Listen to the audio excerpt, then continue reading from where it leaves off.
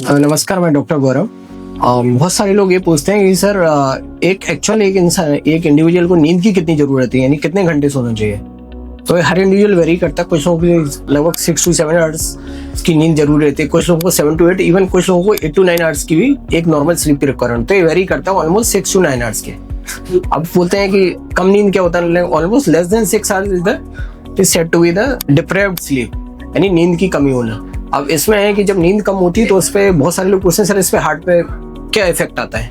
तो हार्ट पे इस पे जो 4-5 जो बहुत ही कॉमन इफेक्ट आते हैं, जो लगातार जो कम नींद देते हैं, जिनका ड्यूरेशन नींद का कम रहता है, नींद उनकी जिनकी प्रॉपर नहीं रहती, तो नॉर्मली देखा जाता है इन सारे लोगों में इन लोगों का जो स्वभाव जो नेचर रह जाता है चिड़चिड़ा हो जाता है, इरिटेट हो जाते हैं। और इरिटेट होने का एक बहुत कॉमन रीजन रहता है कि इन लोगों को जब आप ब्लड प्रेशर चेक करते हैं तो बीपी हाई निकलता है। तो यानी अगर कंसिस्टेंट कोई अगर नींद प्रॉपर नहीं ले रहा है तो उसे ऐसे पेशेंटों में बीपी हाई मिलता है, और बीपी हाई मिलता है तो ये इनडायरेक्टली हार्ट की रिस्क बढ़ाता है।